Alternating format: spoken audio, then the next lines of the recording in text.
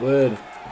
Welcome to another episode of the Caribbean Fan Stand, brought to you by yours truly, Wood, aka Tower, and thanks for all the returning fans, all the season ticket holders, all the new fans to the Fan Stand. We thank you as well. And before we get into this week's episode, we must ask you all to, after the live, go follow us on Instagram, follow us on TikTok, subscribe to the YouTube page, Word on the Streets. You can check out the episodes of the podcast, and you can also get the uploads of the Fan Stand.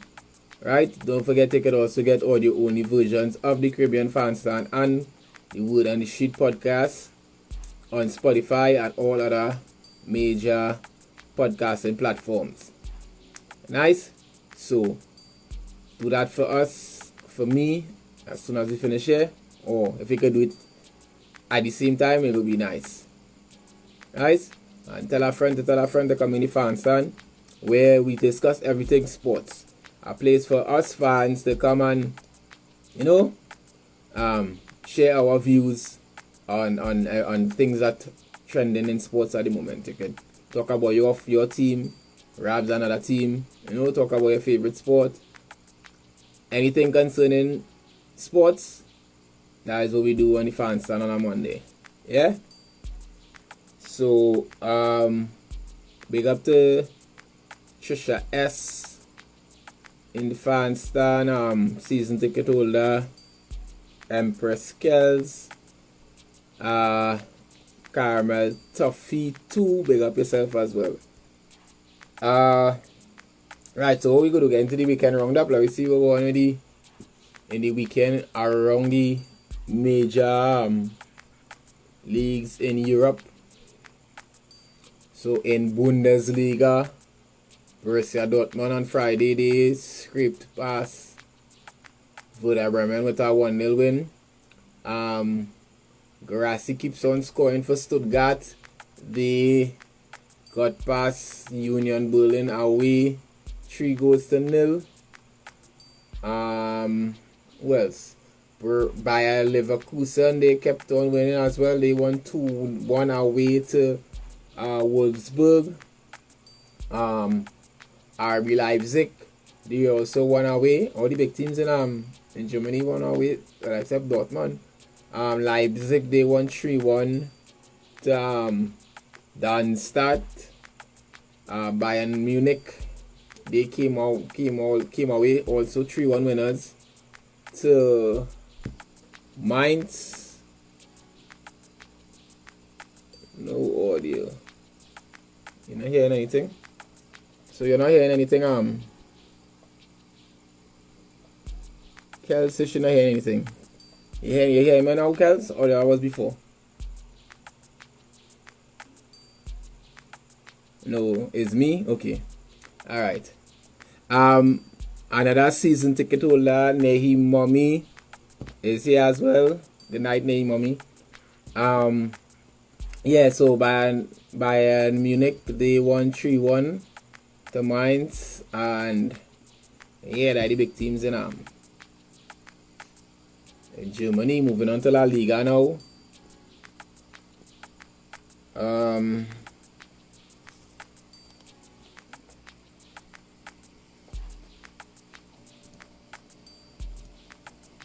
see what's going on in La Liga here over the weekend.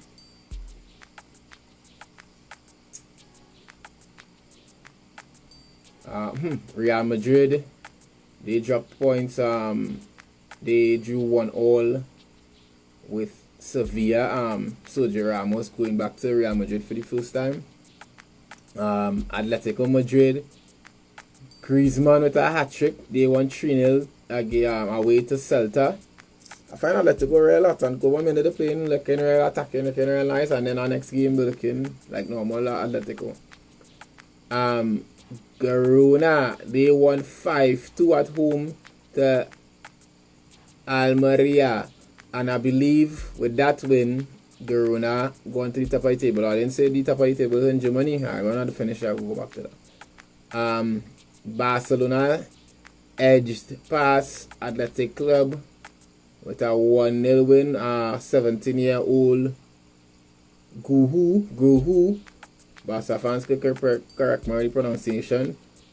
He scored the winning goal on his debut in front of his parents, so that was a good look for him. Just to go back to the Bundesliga a little bit. So the table as it stands in the Bundesliga, Bayer Leverkusen on 22 points, no losses. Stuttgart on 21 points, they lost one game. Bayern Munich on 20 points. They haven't lost as yet, but they drew 2 games. So they dropped points in 2 games. And Borussia Dortmund is 4th with 20 points. Right? They also unbeaten. Right, so we're going to the standings in Spain. Let's see if I can get out of there.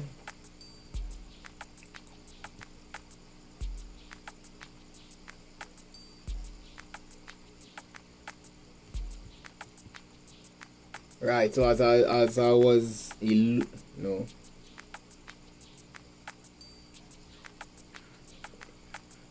Yeah, I don't know why they have Real Madrid first though. Girona have a better goal difference than them. So I believe Girona is supposed to be at the top of the table. I don't know why they have Real Madrid still first, but anyhow. They both tied on 25 points. Barcelona on 24 points in 3rd place with Atletico Madrid in 4th with 22 points. Alright, moving on to Serie A. Napoli, they won 3-1 away to Verona. Inter, led by Thuram and Martinez, they won 3-0 away to Terano. Lazio won 2-0 away to Sassuolo. Roma edged past Monza 1-0. AC Milan fell at home 1-0 to Juventus, and I believe the goal scorer in that was an AC Milan player.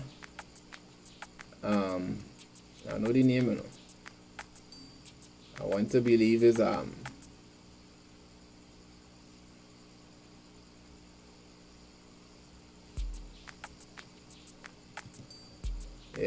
Lucatelli. Right, he got the winning goal in the 63rd minute.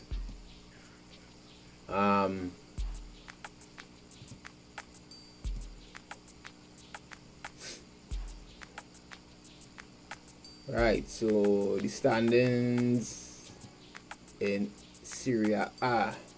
Right, so Inter remains first with 22 points.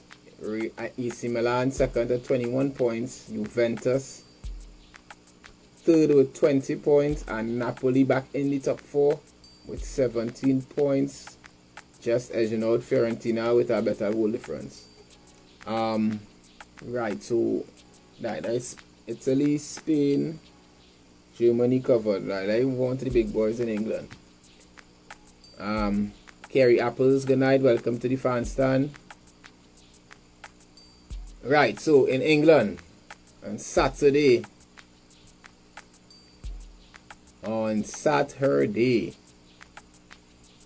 Liverpool in the early match, Liverpool won the Merseyside derby 2-0 with 2 goals from Abraham Salah. Wolves won 2-1 away to Bournemouth. Brentford won 3-0 against Burnley.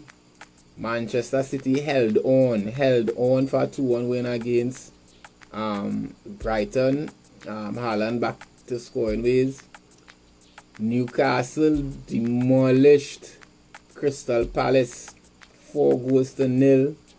while Nottingham Forest and Luton drew 2-2, also drawing 2-2 in the game of the week, which we will discuss in a little detail shortly. Chelsea drew 2-2 at home against Arsenal, and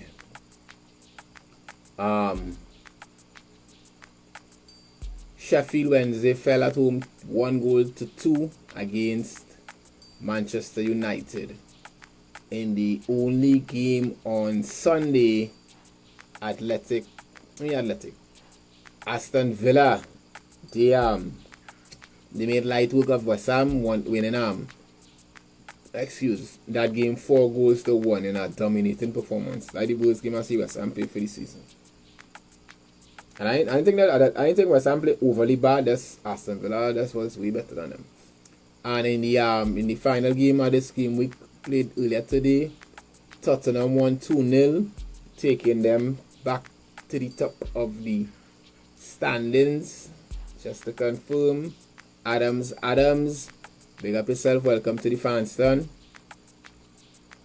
Yeah, so Tottenham is first, currently on 23 points. Manchester City 21 points with a better goal difference from Arsenal, who also on 21 points. Liverpool currently fourth with 20 points. Right, so that is the weekend roundup of the major leagues around Europe. We do not. I feel like next week I can start to follow to do La Liga, because I think Lens, if I'm not, Lens, I believe, on top of PSG. So PSG not winning, so that's some competition there, but generally that is a Farmers League. Yeah, so in the game of the week, Arsenal versus Chelsea. Our boy Jomo boy coming in right time. We're going to talk about Chelsea. Yeah, Arsenal versus Chelsea. Firstly, I think plenty Chelsea fans, given how the game went, a draw was a disappointing result. But in the general scheme of things, given the run of games we have coming up in the next 2 months or so, if you had asked if you'd take a draw before this game starts, I think plenty Chelsea fans would have said yes, given where we are. I ain't talking about the league, I'm talking about the rebuild and where Arsenal are currently. But how the game pan out, I can understand the frustration. But I find some people go a little too extreme in the emotional and the rational of sports critique. So for the first 70 odd minutes, Chelsea dominated Arsenal in terms of Arsenal had the better possession, but in terms of the tactics settled for the team by Pochettino, Chelsea was the only one saying anything in that game. Arsenal wasn't saying nothing up until Sanchez mistake. But before we get into Sanchez, let me start from the beginning. Well, I guess that's the only place you can start from. I say Pochettino had some brilliant tactics. It might have seemed like a false nine, but I don't even know if you could count that as a false nine, because basically we played with 2 10s, which was Gallagher and Palmer with 2 wide players. In Modric on the left and Sterling on the right. So for me it was more like a 4-2-4, but with Gallagher and Palmer have a little free rein to drop into different spaces. So it made it hard for Arsenal because Palmer was more or less the most forward of the two, but he was not like an alternate striker. He was drifting into midfield, and when he drop into midfield, either Gallagher go overlap or Sterling go come inside or Modric go come inside, and so he was making the Arsenal defense could not read it, and they could not manhandle him like how the manhandle Haaland in the last game before the international break. So that was good work by Pochettino. The first goal, which was a penalty, A cross coming in from Sterling, Modric with the header, and the ball coming off of Saliba. Now it have minimal controversy, but mostly Arsenal fans they say well it's not a penalty because it was not intentional. Now, with the modern rules, it don't have intent out the window. And I honestly don't think they should bring back intent or bring back that word intent, because not everything that a player does you will know if it's intentional or not. Modric he said he scored a second goal intentionally. Nobody in the world believe that. Not even me. I don't even think most Chelsea fans do. So we can't really judge things based on intent. Now, I honestly don't think it was intentional.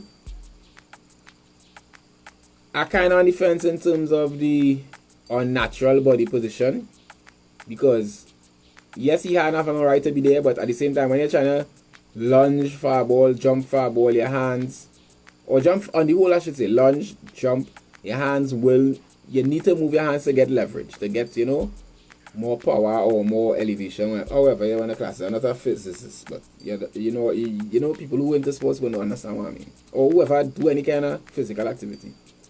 However, although we don't know if the goal was going to be on target, it was like a true attempt on goal, the header for Modric was going in the direction of the goal. And because your hand being outstretched in a position that could be deemed unnatural because away from your body, changing the direction of the ball, then I think the penalty was correctly given. Right? So it might have been harsh in terms of he didn't mean it or that wasn't the intention, but like I say, because of the whole build up to the play, everything, yeah. Then Modric, early in the second half, Modric scored a fluke cross made shot that he said was intentional because the coach told him to look out for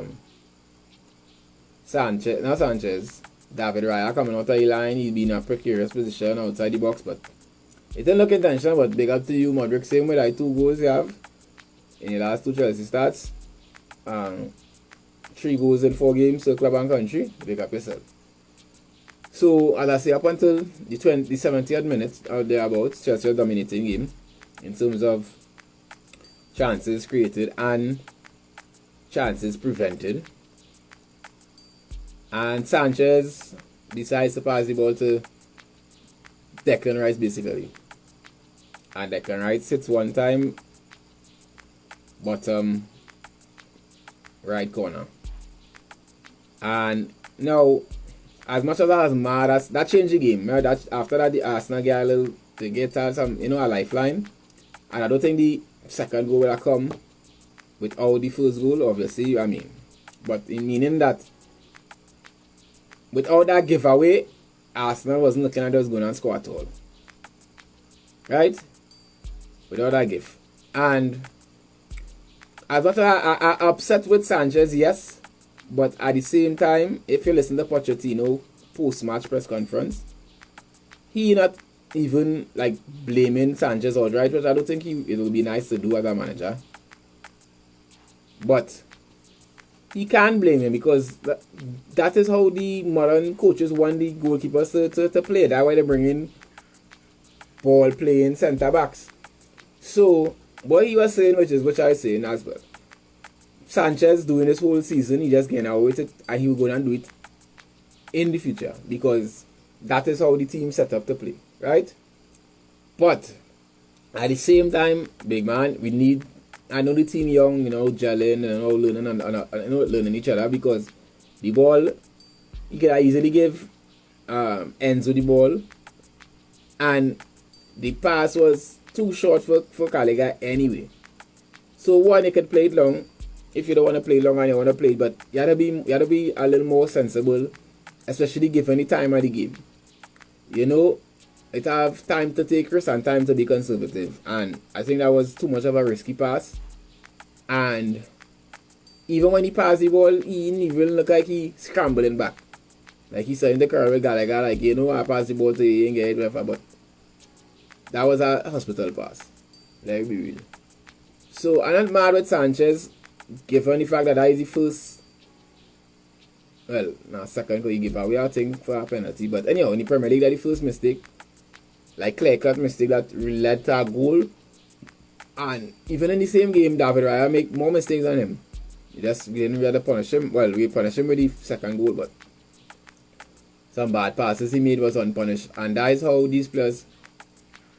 But to that point, why I still now Alisson have in a shout, given a quota injured, right? But in the Premier League at this, Alisson in that close second, but this is why I believe Ederson is the best keeper in the world, in the modern keeper, in terms of being able to stop shots while also playing out of the back. Ederson have assists, like he from in his box play long ball to Haaland last season, or this season I can't remember, but I know he played a ball to Haaland, I believe it last season. So you don't know when to go long, you don't know when to take the risk, you don't know, game all like part of game management as well, and giving the team something else to think about. Because if every time you're coupling onto the back, then they will be set up for that. If you give them a surprise and a little even long like to the striker, a little mid ball to the half line or just before the half line to a winger or wing back or something, let them think so. As well, I was mad at Sanchez, but not only drop Sanchez that you get rid of him, he's not good enough. Because he have some of the best stats for the season so far for goalkeepers. So I'm going I ain't going off the deep end yet, just yet.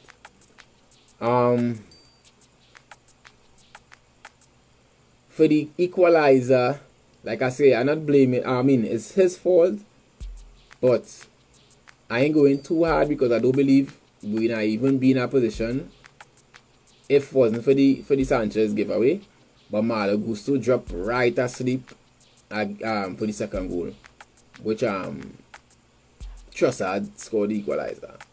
Now, two things with Malo Gusto. One, he's 19, and the reason why I wouldn't bash him too much because he had a brilliant game. He and Cucurella, big up to Cucurella, plenty Chelsea fans, including myself, we was ready to write off Cucurella because of last season. And not just because it was a bad season, it's the type of bad games that was my problem. Not that they're having a bad, because I cannot do with Koulibaly staying next season, but it's the type of bad games Cucurella was looking like a full shit on. Nothing close to what he was in Brighton. But he with injuries and so on and suspensions and things, he made a resurgence first in right back. Now we get to play left back and he doing well. So Cucurella and Gusto was bossing Saka and Martinelli respectively. So like I say, Gusto was having a great game. He's only 19 years. People don't even know that, or people don't recognize that. People don't remember that. He's only 19 and then looking like a Premier League player already. Minus that red card wasn't, well, borderline, I should say, because it was borderline, because I can understand why the referee gave it. Although I don't think it was again intentional, but we can, like I said before, we can gauge what his intent from what we're not in human in people's brain. So back to my defense at Malo Gusto, well, partial defense. With Trossard now, why I give him a little blah is that although he did fall asleep, Trossard is a different. Trossard came on for Martinelli, if I'm not mistaken, and it's a whole different, type of player you're dealing with now. So when he was Martinelli like to be direct runner and thing, Trossard more is playing the spaces without the ball and thing, and this is what he did. He moved without the ball, timed the run, and he took his chance very good with Sanchez. Could have do a little better, but again, I ain't blaming him for that. That one was on Gusto. But big up to Arsenal too for their, the resilience, the belief the team have that they're never out. Something that Chelsea needs to regain, and also with, I know the team young, with some time, learn how to manage games and close out games, kill off teams and things. But I know he was, the bit of the memes last season, even in the beginning of the season, but for all who watching football, Pochettino, although he was not my first pick to get the job. He looking like he doing something with this team, and hopefully we grow from strength to strength. Because we have players coming back. Rich James come back as a sub. We are Nkunku to come back. We are Lavia to come back. You know, Badia Shield on the bench.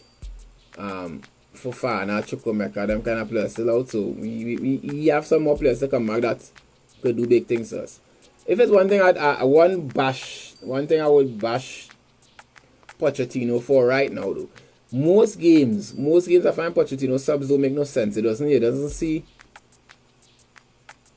necessarily be like for like. It doesn't necessarily be a sub that you want to change some kind of tactics.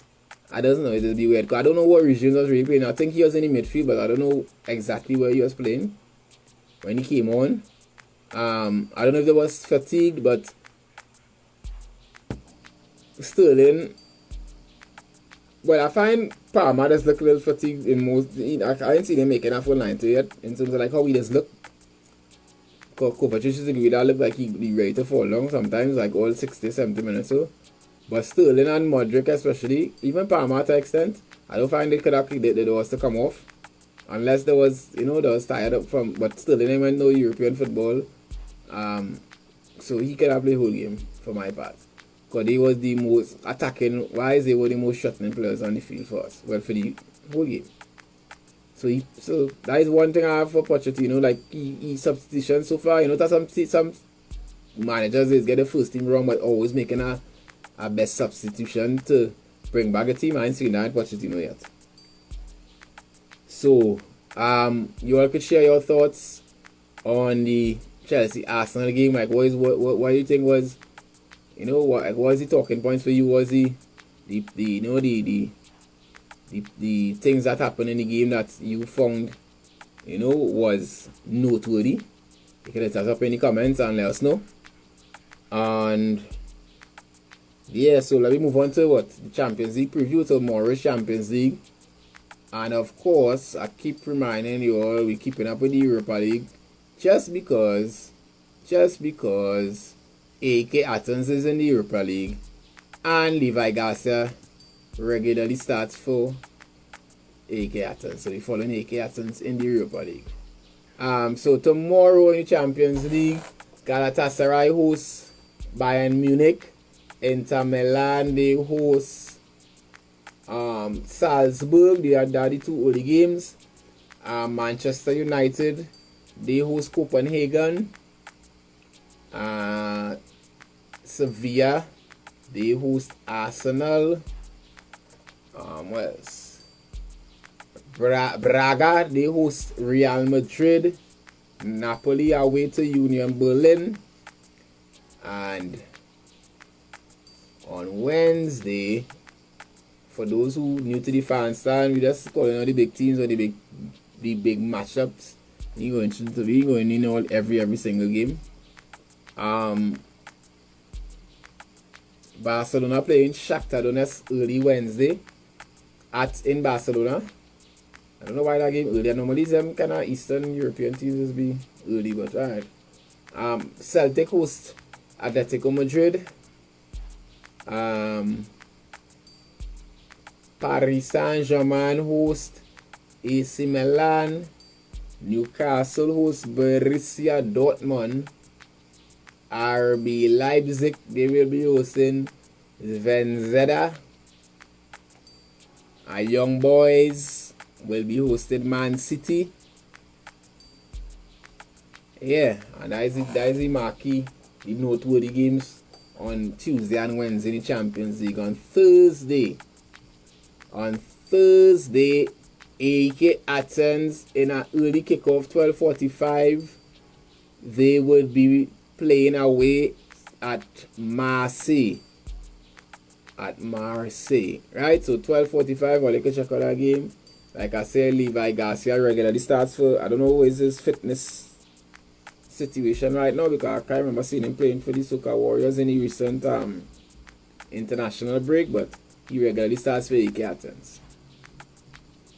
Yeah? Right. In some other footballing news,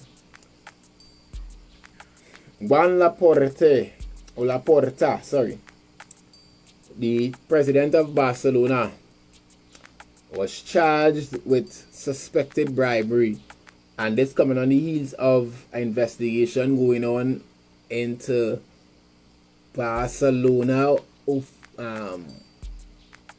allegedly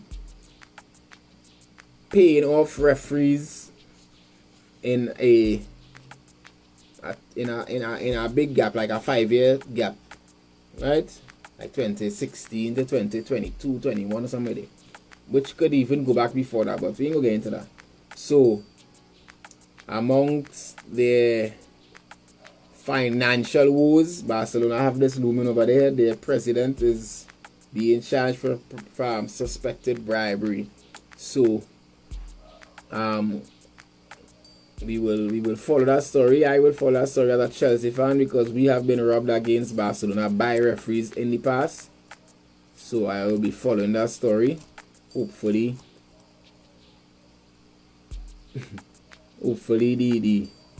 the result I want to hear comes out, and the truth comes out. Right, so look out, they follow that story. Juan Laporta charged with suspected bribery. Before, alright, so I'm saving this for last, but as we're on football, I'm in Barcelona.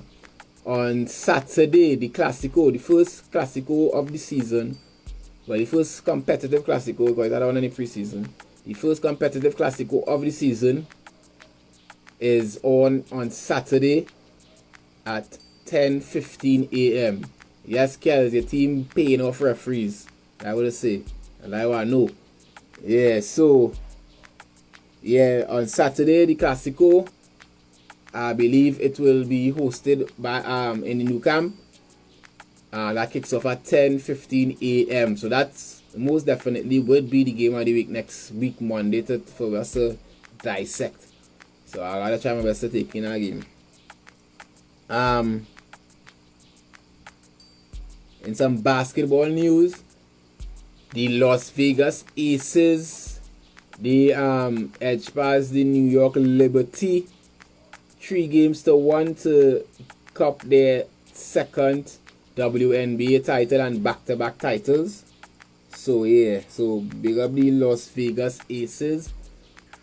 Wasn't really following the WNBA season that much, but you know, they are champions, so we big them up same way. I don't know if it have any WNBA fans in here, so if they are, and the Las Vegas Aces is your team, big up yourself. Right, in other basketball news, as we've been hinting in here, in the fan stand, and on the Word on the Street podcast, the NBA season starts tomorrow, Tuesday, the 24th of October, and is an interesting one with some big movements, some big free agency and trades and whatnot. So I interested in to see how some teams looking with the new major additions, like Lillard in Bucks, Chris Paul in my team in Golden State, Drew Holiday in Celtics. Yeah, so even the rookie of the year most likely would be, but the first round pick Victor Wembanyama, plenty people want to see how he look in a real NBA game. And something interesting as I mentioned, Wembanyama watching a preseason game with Warriors, and people might think because he's 7'4", he is a center, but actually he's a wing player, so you had to have him as a small forward. So that might be interesting. So he might match up against plenty centers, even if he matching up against like a Giannis. I would like to see that matchup. Although Giannis ain't beating him in height, but Giannis will have him in strength. So you will see how that is. Island Darky, good night. Welcome to the fan stand. Yeah, so tomorrow is tip off on TNT. The first game, which starts at 7:30 p.m., would see the Denver Nuggets hosting the Los Angeles Lakers, with the Denver Nuggets receiving their championship rings, and LeBron entering his 21st season. The man with the longest prime, Optimus Prime. I feel I should give my name now, Optimus Prime. I know you like the king, but Optimus, he had the longest prime in basketball, 21 years. Right, so LeBron starts his 21st season, and the Denver Nuggets will be receiving their rings at 7:30 p.m. tomorrow night, Tuesday, the 24th of October. In the late tip-off, the Golden State Warriors will be hosting the Phoenix Suns. So we get a chance to see another team that people are interested in seeing. The Phoenix Suns with a new look big three with Kevin Durant, Devin Booker, and Bradley Beal. And also they be coming up against Warriors, who was able to acquire Chris Paul, who the Phoenix Suns traded away to get Bradley Beal. So that will be an interesting matchup, some of the storylines there. Later in the week, Wednesday the 25th on ESPN, 7 p.m. the New York Knicks host the Boston Celtics, at 9:30, the San Antonio Spurs host the Dallas Mavericks. On Thursday, big game on TNT. Bucks host the 76ers with Harden not trading, demanding a trade again. On the late game, 10 p.m., the Lakers hosting Suns, another big game. I see AD say you want to play 82 games this season. I doubt it happening. On Friday, this whole week has some nice games though. On Friday on ESPN, 7:30, the Boston Celtics hosting the Miami Heat. And at 10 p.m., the Sacramento Kings in a rematch of the best preseason game, some say ever, and the most watched first round game, and I believe game 7. The Sacramento Kings host the Golden State Warriors, and on Saturday in tip-off week, the Pelicans host the Knicks at 7 p.m. on NBA TV, and the Phoenix Suns host the Utah Jazz, also on NBA TV. That's at 10 p.m. Right? So that's it for this week's episode of the Caribbean Fan Stand. Thanks to all those who came up in the stand and chill with us. To the season ticket holders, I know you'll be here next week. Big up yourself. Thanks for being here. For those who like to buy the tickets by the box office. If you want season passes still available, just follow us on Instagram, follow us on TikTok, go to YouTube, subscribe to the page, check out the latest episodes of the Wood on the Street podcast. Like, share, comment, we greatly appreciate it.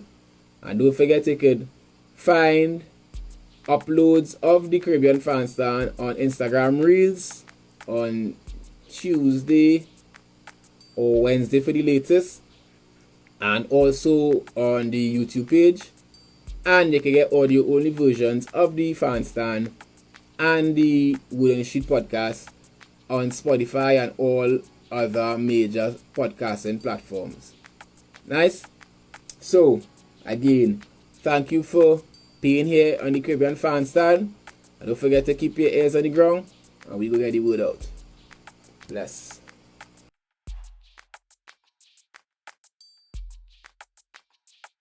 Ghost Gang Entertainment.